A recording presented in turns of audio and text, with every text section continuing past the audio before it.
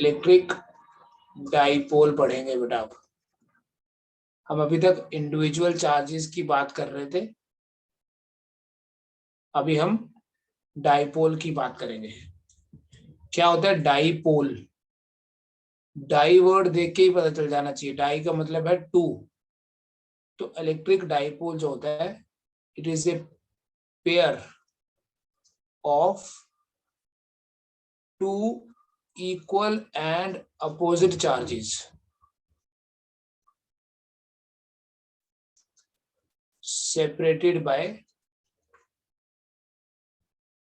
some small distance. So what is a dipole? Dipole is a combination. A dipole is a pair of two equal and opposite charges, and these charges are separated by a small distance. इस small distance को, the small distance between the charges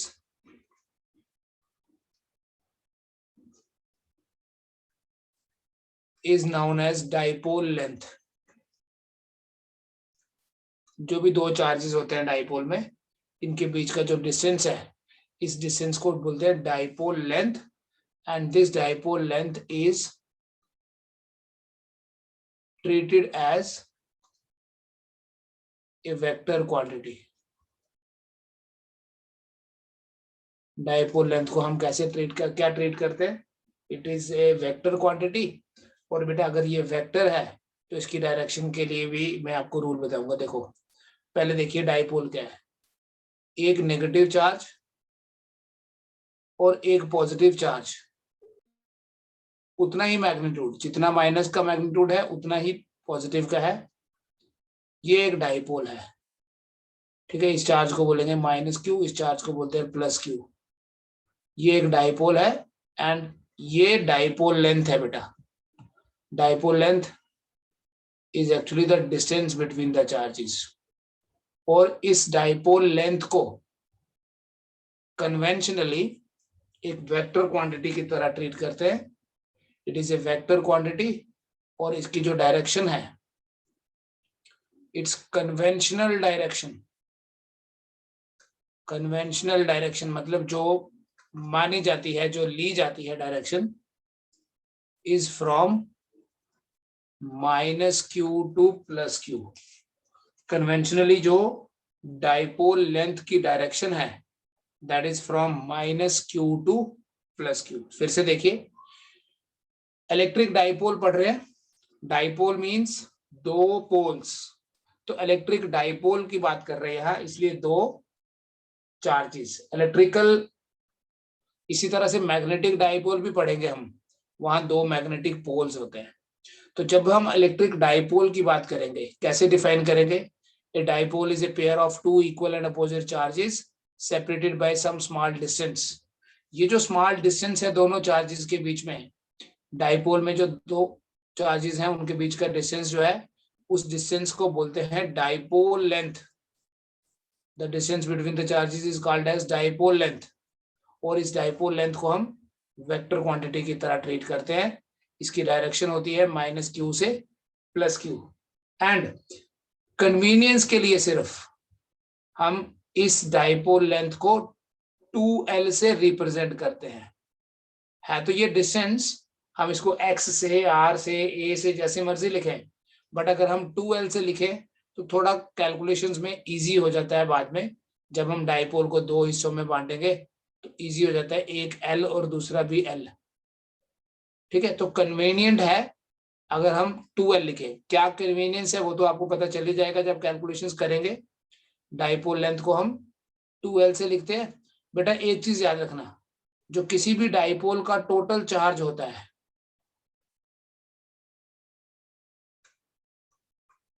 that is always zero.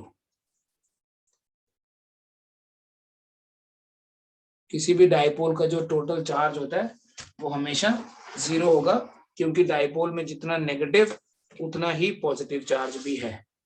Dipole में जितना negative charge है minus Q, इतना positive charge plus Q है, इसलिए dipole का total charge zero होगा। लेकिन ये पॉजिटिव और नेगेटिव जो है इनका सेंटर अलग अलग है, means there is some separation between them. इसी सेपरेशन को, इसी डिस्टेंस को 2L से रिप्रेजेंट करते हैं। ठीक है, इतना क्लियर हो गया। डाइपोल का डेफिनेशन है ये, सिर्फ अभी कुछ नहीं किया है। What is a dipole? It's a combination of two equal and opposite charges separated by some small distance. इसी में आपको मैं ये भी बताऊंगा, हर एक वर्ड का मीनिंग है बेटा यहाँ, कि स्मॉल डिस्टेंस ही क्यों लिखा है। ठीक है, किसी ने नहीं पूछा आप में से, चलो मैं बताऊंगा।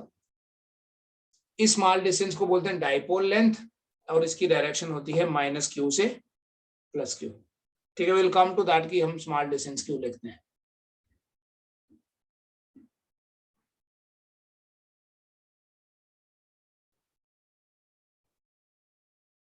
बेटा डाइपोल का टोटल चार्ज तो 0 होता है, लेकिन किसी भी डाइपोल में एक फिजिकल क्वांटिटी है, उस डाइपोल को एक्सप्रेस करने के लिए हम उसे यूज करते हैं। ये हमारे पास डाइपोल है, ये आ गया dipole length which is a vector quantity from -q to +q। -q charge है यहाँ, +q चार्ज है यहाँ। इस डाइपोल की जो सबसे इंपॉर्टेंट प्रॉपर्टी है, जो इसकी करेक्टरिस्टिक्स है, वो है dipole length, dipole moment, sorry dipole. Chemistry में भी पढ़ते हो आप डाइपोल मोमेंट के बारे में।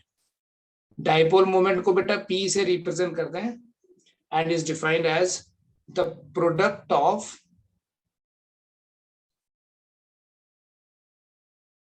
Magnitude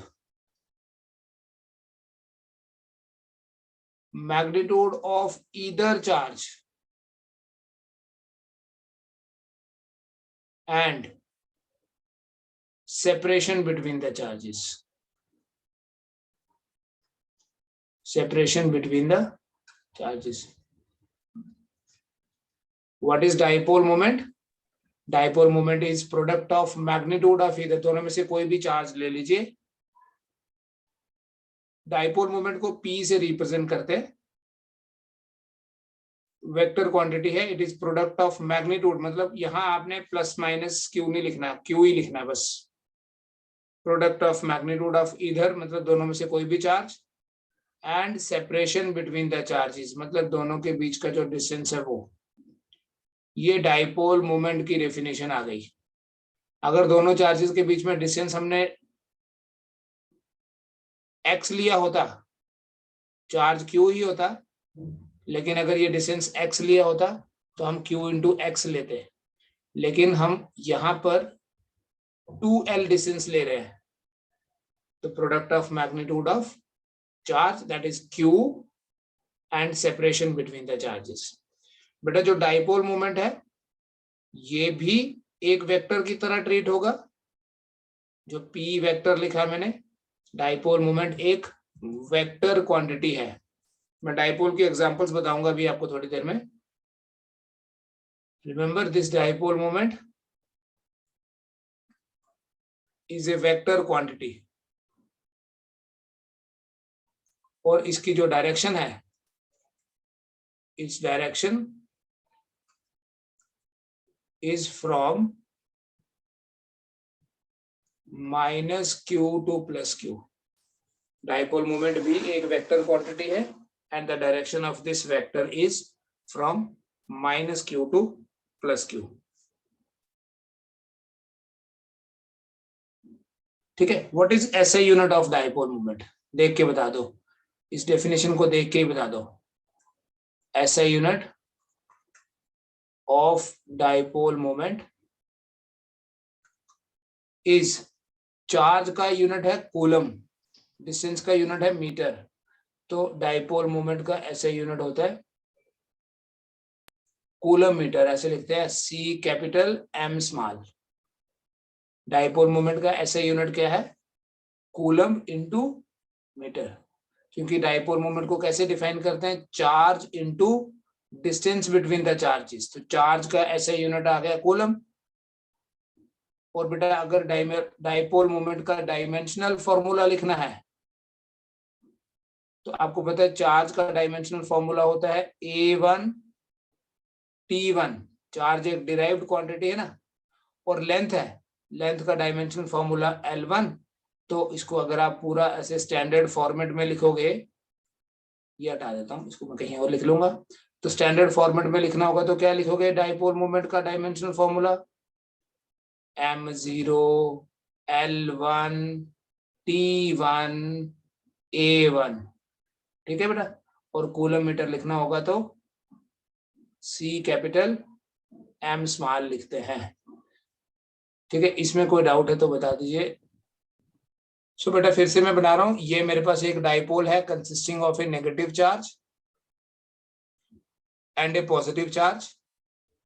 the separation between the charges is a vector, जिसे हम क्या बोलते हैं, डाइपोल लेंथ।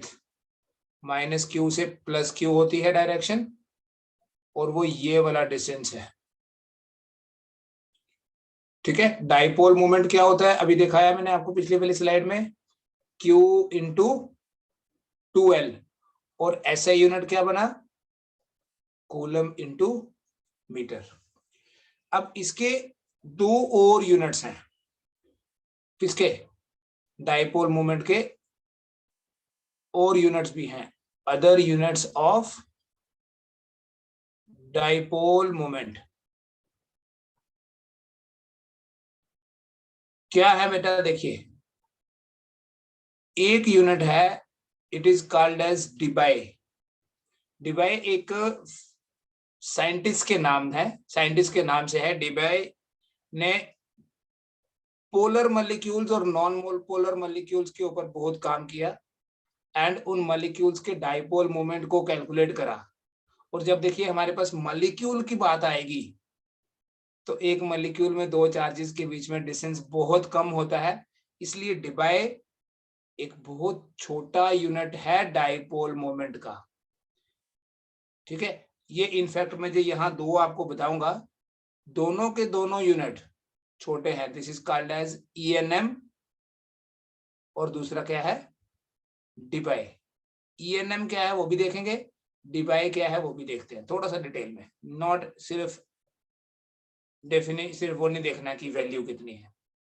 बेटा अगर कोई हमारे पास डाइपोल है जिसमें हर एक चार्ज जो है उसका मैग्नीट्यूड है 10⁻⁻10 स्टैट कूलम,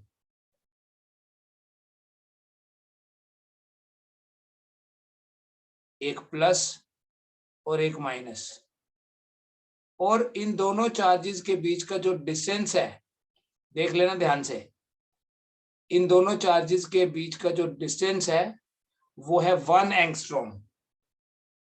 तो इस डाइपोल का क्या स्पेशलिटी बन गई बेटा इसकी, इस डाइपोल में जो -q चार्ज है वो भी 10⁻⁻10 ESU है, ESU मतलब स्टैट कूलम है, और जो पॉजिटिव चार्ज है वो भी कितना है, जो पॉजिटिव चार्ज है वो भी 10⁻⁻10 ESU है। तो मुझे बताओ इसका डाइपोल मोमेंट होगा कितना, इसका डाइपोल मोमेंट होगा कितना, चार्ज है 10⁻⁻10 स्टैट कूलम, कितना डिस्टेंस है 1 एंगस्ट्रॉम, है ना। आपने पढ़ा है ना 1 एंगस्ट्रॉम होता कितना है, 1 एंगस्ट्रॉम होता है बेटा 10⁻⁻10 मीटर, याद है, केमिस्ट्री में भी पढ़ते हैं। 1 एंगस्ट्रॉम होता है 10⁻⁻10 मीटर। देखिए 1 कूलम होता है 3 × 10⁻⁹ स्टैट कूलम। फर्स्ट लेक्चर में बताया था different units of charge. So what is CGS unit of charge, stat coulomb. तो मुझे बताओ बेटा यहां से 1 स्टैट कूलम कितना हुआ, 1 स्टैट कूलम हुआ 1/3 × 10⁻⁹ कूलम। अब देखो फिर उसके बेसिस पे मैं यहाँ डाइपोल मोमेंट को डिफाइन करूंगा, सिर्फ मैग्नीट्यूड ही लिखना है, 10⁻⁻10 stat coulomb, so it will be 10⁻⁻10 into 1/3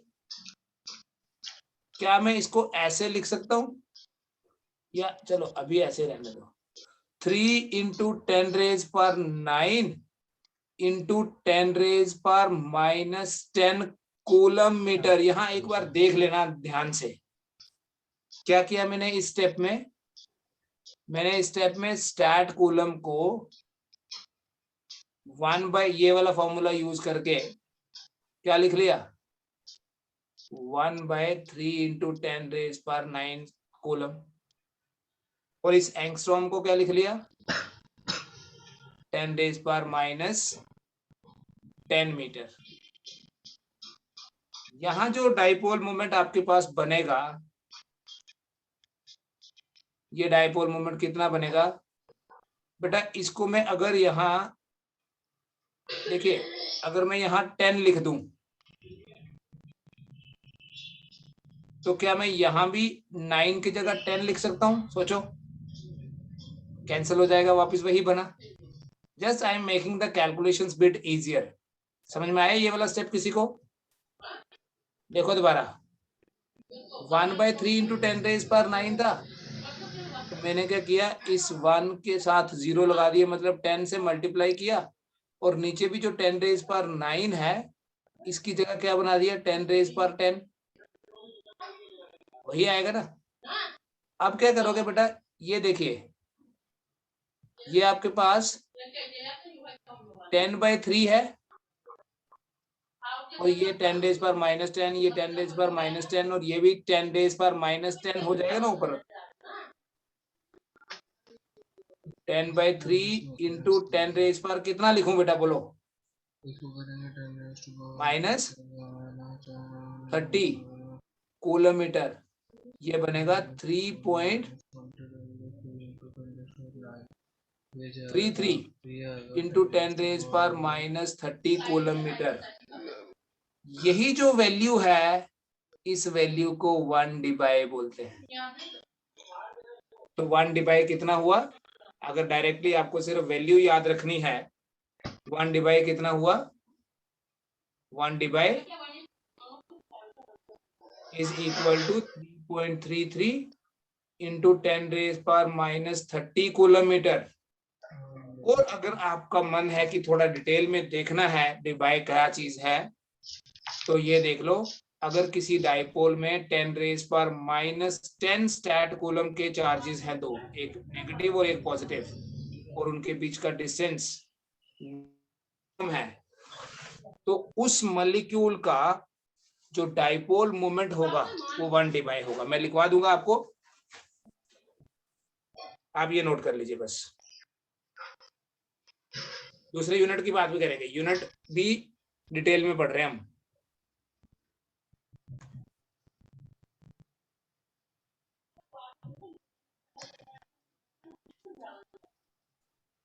ठीक है, ईएनएम पता है आपको, मैं अभी बताऊंगा। ईएनएम ये मिटा रहा हूं। 1/, is the dipole moment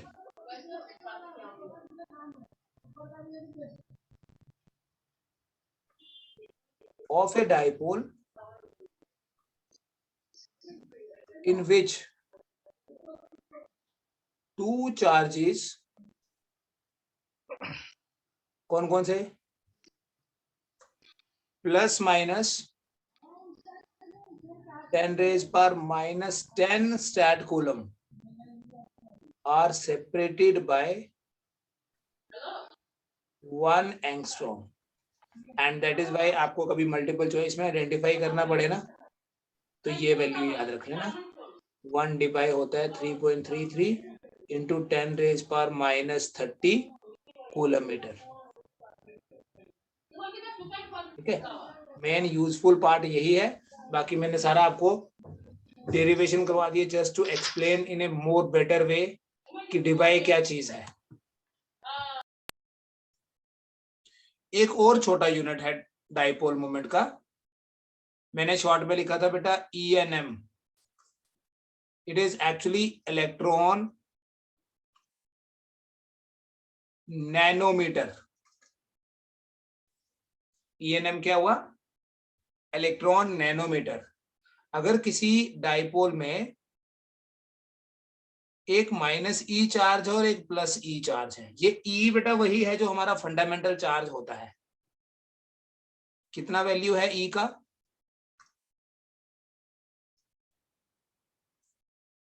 या अगर पॉजिटिव होगा तो 1.6 इंटू 10⁻⁻19 कूलम, नेगेटिव होगा तो माइनस। और नैनोमीटर देखो, ये जो डिस्टेंस है ये 1 nm है। You know what is nanometre? Nanometre कितना होता है? जैसे अभी आपको एंगस्ट्रॉम बताया, नैनोमीटर होता है 10⁻⁹ मीटर। तो देखो ये जो 1 ENM है, this is very easy. ENM it is equal two electron मतलब E मतलब 1.6 इंटू 10⁻⁻19 कूलम, और नैनोमीटर मतलब 10⁻⁹ मीटर। तो 1 ENM हो गया 1.6 10⁻⁻28 कूलम मीटर। ठीक है, नोट डाउन कर लीजिए। दो आपके पास और यूनिट्स आ गए डाइपोल मोमेंट को एक्सप्रेस करने के लिए। डाइपोल मोमेंट का जब भी कैलकुलेशन करेंगे ये वाला यूनिट भी यूज कर सकते हैं। आल्दो ये उससे तो बड़ा है जो अभी हमने पढ़ा डी बाई में 10 की पावर है -30, यहाँ 10 की पावर -28 है, बट ये भी स्मॉलर यूनिट ही है। ठीक है, फिर मैं आपको ये बताऊंगा अभी कि हम क्यों डाइपोल में बोलते हैं small distance between the charges. बेटा एक्चुअली जो डाइपोल है, ठीक है, I think you have written this, जो डाइपोल है वो हम किसी मॉलिक्यूल को ही बोलते हैं, जैसे HCl मॉलिक्यूल। कोई भी मॉलिक्यूल बनता कैसे है? किसी ना किसी तरह की बॉन्डिंग से बनता है। ठीक है, जैसे NaCl मॉलिक्यूल। इस HCl मॉलिक्यूल में आपको पता है hydrogen is very lighter and chlorine is very heavier. तो यहां मास का कोई रोल नहीं है। अगर ये हाइड्रोजन है तो क्लोरीन ये है, इतना बड़ा, इतना मैसिव है, ऑलमोस्ट 35 टाइम्स हैवियर होता है chlorine atom as compare to hydrogen atom. लेकिन फिर भी ये डाइपोल क्यों है पता है? Why this HCl is a dipole? क्योंकि जितना चार्ज हाइड्रोजन का है उतना ही चार्ज क्लोरीन का है। तो जो डाइपोल होता है ना वो चार्ज के बेसिस पे होता है, मास के बेसिस पे नहीं। मास डिफरेंट हो सकता है। यहाँ अगर इस हाइड्रोजन का मास m है तो क्लोरीन का मास 35.5 m होगा। Masses will be very different but charges will be same in the sense जितना एक का पॉजिटिव उतना ही दूसरे का नेगेटिव। तो आप खुद सोचो कि अगर ये मॉलिक्यूल एक डाइपोल है तो इसमें दोनों जो एटम्स है उनके बीच का डिस्टेंस कोई किलोमीटर्स में थोड़ी होगा, ये वाला डिस्टेंस बहुत छोटा होता है। और अगर इसी पर्टिकुलर मॉलिक्यूल की बात करूं ना, इसी पर्टिकुलर जो मैंने यहाँ लिखा है HCl, इसमें दोनों के बीच में जो डिस्टेंस है वो 1.27 एंगस्ट्रॉम होता है। आप में से कुछ लोगों को याद आएगा सेंटर ऑफ मास का एक क्वेश्चन करा था हमने। इन HCl molecule the separation between hydrogen atom and chlorine atom is 1.27. find the location of center of mass। ठीक है, नहीं भी याद है कोई प्रॉब्लम नहीं है, इतना तो पता है कि मॉलिक्यूल में एटम्स के बीच का साइज, बीच का डिस्टेंस बहुत कम होता है। मैं आपको इससे भी बेटर एक एग्जांपल देके समझाऊंगा डाइपोल क्या होता है। देखिए, एक वाटर मॉलिक्यूल जो है,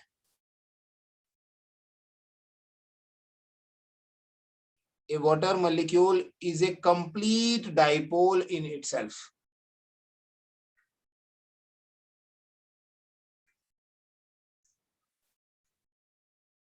एक वाटर मॉलिक्यूल जो है वो एक पूरी तरह से एक डाइपोल ही है। ठीक है, if you want to see कि वो कैसे डाइपोल है, देखो वाटर मॉलिक्यूल में we have 2 hydrogen atoms, 1 oxygen atom, and how the molecule is formed? Bonding. मतलब इस हाइड्रोजन का एक इलेक्ट्रॉन इस ऑक्सीजन के पास, इस हाइड्रोजन एटम का एक इलेक्ट्रॉन इस ऑक्सीजन के पास। सो इन टोटलिटी यहां हमारे पास 2 डाइपोल हैं। कैसे बने? इस नेगेटिव क्यू दिख रहा है, ये माइनस क्यू, माइनस ई है एक्चुअली ये, इस नेगेटिव और इस पॉजिटिव का एक डाइपोल मोमेंट है, माइनस क्यू से प्लस क्यू होता है डाइपोल मोमेंट, एंड वो डाइपोल मोमेंट हो गया ऑक्सीजन के एक नेगेटिव ये और हाइड्रोजन का एक पॉजिटिव, ये है उसकी डायरेक्शन। और दूसरा डाइपोल देखो कहां है, दिस इज अनदर नेगेटिव जो दूसरे हाइड्रोजन से लिया, हाइड्रोजन ने एक इलेक्ट्रॉन दिया इसलिए उसमें पॉजिटिव, तो यहां पर भी हमारे पास डाइपोल है ये,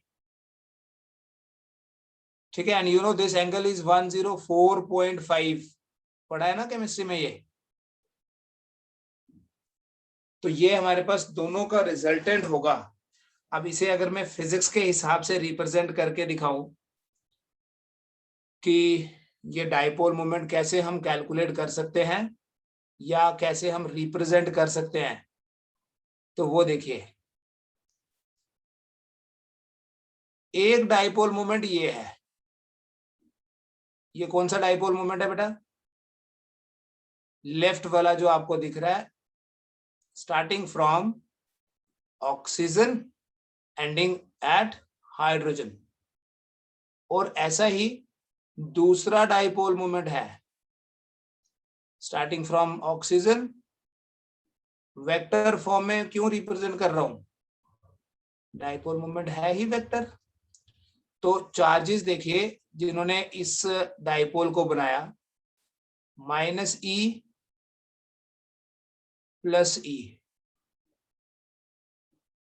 ये, लेकिन यहां तो -2e है, उसी का एक तरफ पेयर बनाएगा, दूसरा दूसरी तरफ, तो ये -2e का दूसरा वाला e और ये दूसरे वाले हाइड्रोजन का +e, ये डाइपोल मोमेंट है P1, ये डाइपोल मोमेंट है P2, और इन दोनों का रिजल्टेंट होगा बेटा जी इधर नेट डाइपोल मोमेंट। अगर मैं P से रिप्रेजेंट करूं तो वो जो नेट डाइपोल मोमेंट होगा, इस पूरे कॉम्बिनेशन का net dipole moment, keeping in mind कि ये एंगल 104.5 डिग्री है, तो डाइपोल मोमेंट एक वेक्टर क्वांटिटी है बेटा, it will be represented as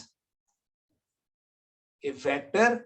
and net dipole moment जब भी फाइंड करना होगा आपको triangular law, parallelogram law, simply ऐसे बोलो वेक्टर लॉज ऑफ एडिशन जो है वो लगाने पड़ेंगे। सपोज मेरे पास 3 चार्जेस प्लेस्ड हैं, ठीक है, और इन तीनों चार्जेस का जो प्लेसमेंट है वो इस तरह से गिवन है कि एक चार्ज एक्स एक्सिस के ऊपर पड़ा है, एक वाई एक्सिस पे पड़ा है, और एक चार्ज ओरिजिन पे पड़ा है, ठीक है, ये आपको दिख रहा है x axis Y axis.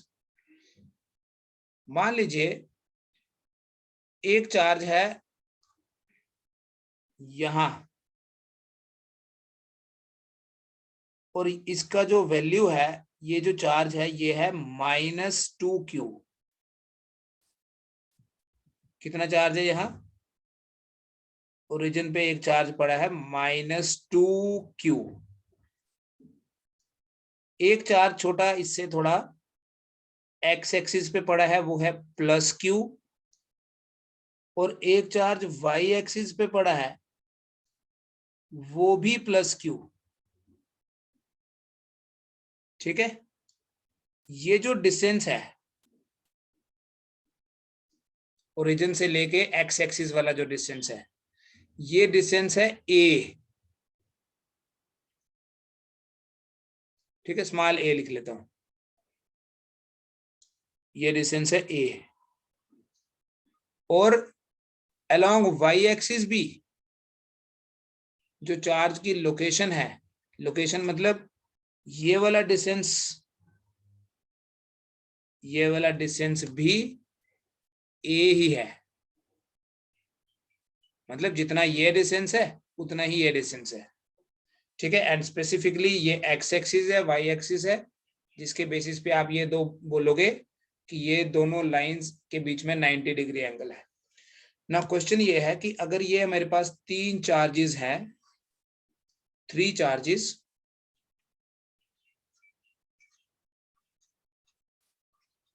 are placed in xy plane as shown in figure. Calculate dipole moment of the combination.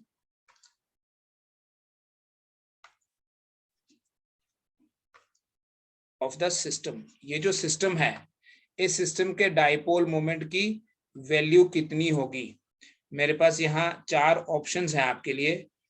क्या ये वैल्यू Q इंटू ए होगी, क्या ये वैल्यू रूट के अंदर, या चलो पहले ऐसे लिख लेता हूँ, QA डिवाइडेड बाय रूट 2 होगी, क्या ये वैल्यू 2 टाइम्स QA होगी, सी ऑप्शन, या ये वैल्यू कुछ और ले लेंगे, 2 टाइम्स QA, सी था, सॉरी सी मिटाना था, बी मिटाना था, सी 2 टाइम्स QA, या ये वैल्यू QA इंटू रूट 2 होगी। And I am telling you this is a question which has come earlier in NEET exam. बताएं इसका answer. I will give you 2 minutes for this. देखो ये जो हमने एक चार्ज की प्रॉपर्टी पढ़ी थी कि चार्ज एडिटिव होता है, मतलब ये जो आपके पास एक चार्ज -2q है, आप इसे ऐसे ट्रीट कर सकते हैं जैसे पहले वाटर वाले एग्जांपल में भी बताया, एक -q दूसरा भी -q, फिर इसके आगे लाइक अलोंग एक्स एक्सिस अगर आप देखो, एक्स एक्सिस में एक चार्ज और पड़ा है यहाँ से a डिस्टेंस दूर, तो इसका उसके साथ डाइपोल मोमेंट बनेगा और इसका दूसरे के साथ डाइपोल मोमेंट बनेगा, ठीक है। एग्जैक्टली यही डायग्राम, यही सिचुएशन है। ये वाला जो चार्ज है दिस इज +q, ये वाला जो चार्ज है this is also +q। Now this distance is a, ये भी डिस्टेंस कितना है a। तो ये वाला डाइपोल मोमेंट अगर P1 और ये वाला डाइपोल मोमेंट अगर P2 है, how we define dipole moment. Magnitude क्या होता है डाइपोल मोमेंट का, product of magnitude of charge and distance between the charges. Magnitude लिखना है, P2 का कितना मैग्नीट्यूड है उतना ही P1 और P2, ये P1 है दिख रहा है ना, P1 और P2 का जो मैग्नीट्यूड है वो फाइंड कर लिया हमने।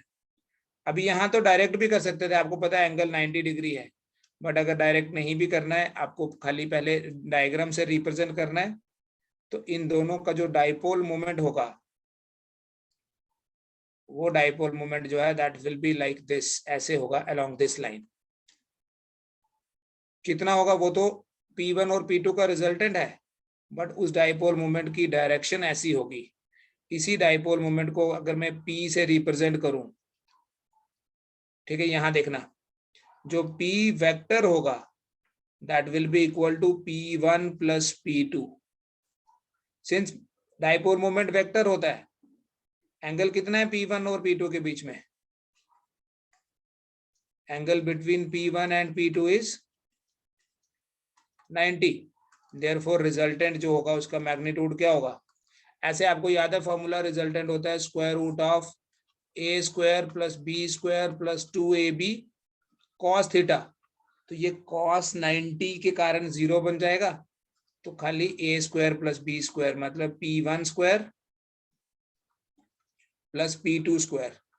तो p1 कितना है q into a² plus q into a², solve कर ले, आएगा आपके पास रूट के अंदर QA² इंटू 2, क्यू ए का होल स्क्वायर है या 2QA स्क्वायर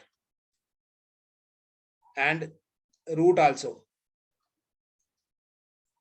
तो ये QA स्क्वायर और ये रूट कैंसिल हो जाएगा, आपका आंसर आएगा D, QA into root 2।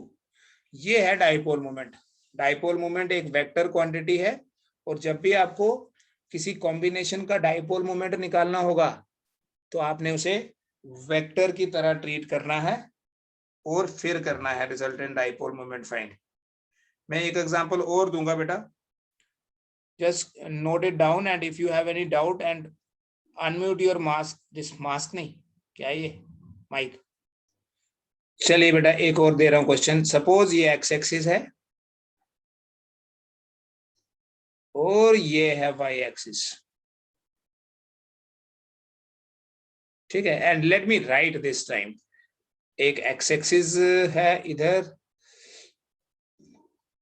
X Y, फिर हमारे पास यहां इस बार ना 4 चार्जेस हैं। We have a combination of 4 charges. एक चार्ज है यहां, ये है -2Q। एक चार्ज यहां है, ये है Q। Q मतलब +Q। Then we have one charge here and this is again -2Q। और एक चौथा वाला जो चार्ज है वो यहां है, ये है बेटा 3Q। ठीक है, ये नहीं पूछूंगा कि टोटल चार्ज कितना है, टोटल चार्ज इज 0। डाइपोल है ना, अगर डाइपोल मोमेंट कैलकुलेट करने के लिए बोला है तो इसका मतलब टोटल चार्ज सबको ऐड करके देखो वो 0 ही आएगा हमेशा। Now the question is, if the distance of each charge from the origin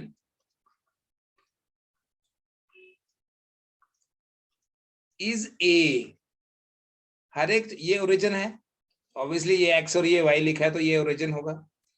सारे डिस्टेंस a है, ये वाला डिस्टेंस a है, ठीक है, अब मैं यहां नहीं बनाऊंगा। सारे डिस्टेंसेस जो है वो a है। Distance of each charge from the origin is a, then calculate dipole moment, net dipole moment बोलना चाहिए, then calculate net dipole moment of the system।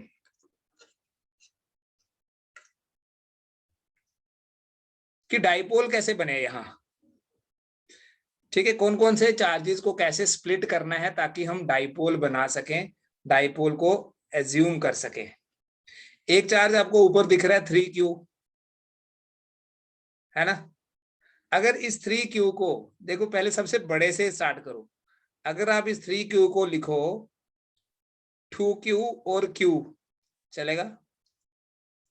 यहां -2Q है, यहां क्या है -2Q, इसे भी लिख दो -Q और -Q, क्योंकि यहां तो +Q है ही। मिल गए क्या डाइपोल? कुछ कितने मिले देखो, एक डाइपोल मोमेंट आपको मिलेगा इस -2Q और इस +2Q का। लेट मी से कि ये जो डाइपोल मोमेंट है ये है P1, ये है P1। दूसरा डाइपोल मोमेंट मिलेगा बेटा ये वाला, और तीसरा डाइपोल मोमेंट मिलेगा, ऐसे नहीं सॉरी, -Q से +Q है तो इधर होगा। अच्छा, आप किसी दूसरे तरीके से भी कोशिश करो इसको करने की। दिस इज जस्ट प्रैक्टिस की आप कैसे करोगे तो कम टाइम में हो जाएगा, ठीक है। -2Q +Q -Q +Q -Q +Q। अब यहां जो -Q और +Q या कुछ नाम दिया था हमने, ये P1 ये P2 और ये P3, P1 का कितना मैग्नीट्यूड होगा सोचो, चार्ज कितना है 2Q और डिस्टेंस कितना है a√2 है या नहीं है, क्योंकि ये भी A है ये भी A है। फिर P2 का मैग्नीट्यूड कितना होगा Q इंटू फिर से a√2 और P3 का मैग्नीट्यूड कितना होगा, ये इसको P3 बोला मैंने, ये भी आएगा Q इंटू a√2। अब बेटा P2 और P3 का मैग्नीट्यूड सेम है और उनके बीच में जो एंगल है वो 180 डिग्री है, तो इनका तो रिजल्टेंट आएगा ये कितना होगा, मान लो मैं इसको P' बोल दूं, ये रिजल्टेंट कितना होने वाला है P' कितना होने वाला है, दोनों का मैग्नीट्यूड सेम है, उसको √2 से मल्टीप्लाई कर दो, अभी जैसे किया था हमने, जब एंगल 90 डिग्री होता है तो P1 कितना आ गया 2QA आ गया, P' कितना आ गया, मैं रिपीट कर दूंगा अगर नहीं समझ में आएगा, बट यहाँ थोड़ा सा कॉन्सेंट्रेशन चाहिए आपकी। ये आ गया मेरे पास P', सो ये आपके पास आया P', किसी भी वेक्टर को आप पैरेलल मूव कर सकते हैं, और ये आपके पास आ गया P1, ठीक है, तो इन दोनों का रिजल्टेंट ये होगा।